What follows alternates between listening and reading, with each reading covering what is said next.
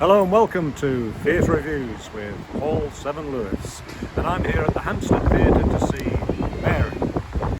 Yes, you're in the right place. This is 1 Minute Theatre Reviews, but since they haven't been a minute long for about 5 years, I thought it was time to change the name. So, welcome to Theatre Reviews with Paul Seven. And Mary is part of a series of plays that Rona Munro has written and is writing about the Scottish Stuart monarchy. Before it amalgamated with the English crown. That was when James VI of Scotland became James I of England. Now, Ms Munro has stated that each subject suggests to her the form of that play, and this may be why some critics have been disappointed with Mary, in that it's not like the Shakespeare history style of James I to the Third, the so-called James plays. Mary is essentially a three-hander, and this says a lot, Mary isn't one of those three. In fact, she hardly makes an appearance. When we do see her, Meg Watson is very effective in the role of Mary Queen of Scots. So the play is not so much about Mary, but about the men who surrounded her and exploited her and decided her fate.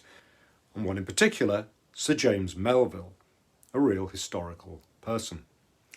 It's he, not Mary, who is the central character of this play, and inspired by a brilliant script, Douglas Henshall of Shetland fame gives a towering performance as the man who appears to be good, who gave her his support, but ultimately has both his conscience and his loyalty tested. You may not see much of her in this play, but by the end you feel desperately sad for Mary and upset, angry even, not only about what happens to her, but about the position of women in 16th century society. And when I say 16th century, the script actually says it's set in 1581, but it could be any time. There's a stark set designed by Ashley Martin Davis. The back of the stage is filled with wood panelling, the doors invisible until they open. So very claustrophobic, and also quite neutral in terms of the era. It sets the mood perfectly, as does Matt Haskin's lighting design, suggesting an outdoor sun feebly penetrating the darkness of the castle. The costumes are also not pinned to the 16th century, and in their simplicity could be easily worn today. In fact, I'm pretty sure I saw Jimmy Perez wearing something similar in Shetland. The language is contemporary, not cod Shakespearean, all reinforcing the idea that what happened to Mary as a woman could happen today even to a powerful woman like her. As the play begins, we find John Thomson lying bloodied on the ground. He's been beaten up by the powerful but nasty Bothwell. Sir James enters. He's an authoritative figure. He knows his way around court. He's confident he can see problems and solve them. He wants to get Thomson cleaned up. He doesn't want the Queen to see the blood because that will upset her. He's known and served the Queen since her childhood, but we can see straight away he's overly protective.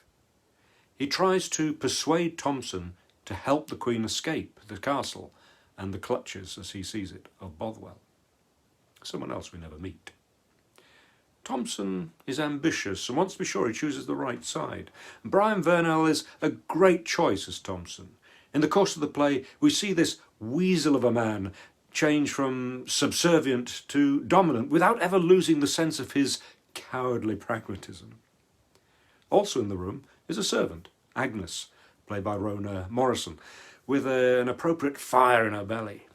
Like Thomson, she's a made-up character, and it may need a stretch of the imagination to think she could get away with speaking so forthrightly to these men, and both of them do express their frustration with her, but she is important, both to show the power and fanaticism of the Protestant faith at that time, and therefore their suspicion of the Catholic Mary, but also because she gives a woman's perspective of this man's world.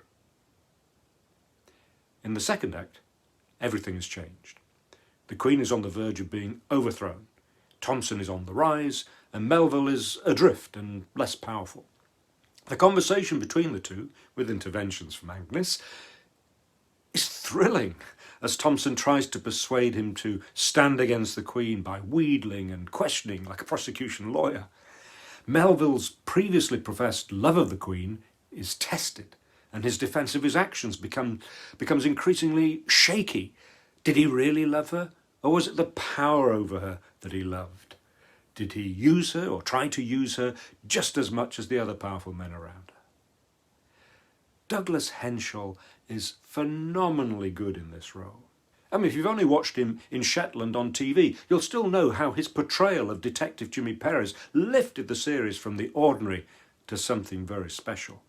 Here, as his character struggles to keep his belief in himself and tries in vain to assert his authority and faces a most difficult challenge to his conscience, Douglas Henshall's performance, moving from confident to hectoring to desperate, is a tour de force. All praise too to Roxana Silbert, Hampstead Theatre's artistic director, who directs this tight, tense production. Keeping Mary off the stage is a masterstroke because this play is about how powerful men use her to their own ends. So she's kind of like a blank sheet of paper, and what we learn about her is entirely what is written on it by the men, and at the end by Agnes. And what we learn is that she was badly advised, including by Melville, was given no choice but to make bad decisions, and in a shocking revelation which I won't spoil, physically powerless against their violence. It's also possible that Rona Munro intends the Queen to be a metaphor for Scotland, the country, and her story paralleling the exploitation by politicians and landowners. I'd love to think that things have changed in the modern world, and maybe they have to a greater or lesser extent in terms of women standing up for themselves and each other, and of course men supporting them. But I'm afraid we all know that men, particularly powerful men, every day use and abuse women. Mary is a thrilling drama, and I give it 5 stars. Just a word about the Hampstead Theatre. Even if you're a regular at London theatres, you might not think of going there because it's not in the West End, but I would thoroughly recommend the trip. It's hardly in Outer Mongolia, it's only half a dozen stops on the tube, and Swiss Cottage is right next door to it. Hampstead is a theatre I love to visit. The main stage auditorium is relatively small with a steep rake which makes viewing clear and intimate. The venue itself is very welcoming, and they've an excellent track record of presenting new writing and attracting top actors. Rona Munro's Mary, with Douglas Henshall being a case in point. I hope you enjoyed this review, or at least found it useful. If you did, please subscribe to Theatre Reviews with Paul Seven, and you'll be the first to know about my future reviews. And you can read my reviews at Theatre.Reviews, and you can find me on Instagram, Facebook and Twitter. Thank you for watching.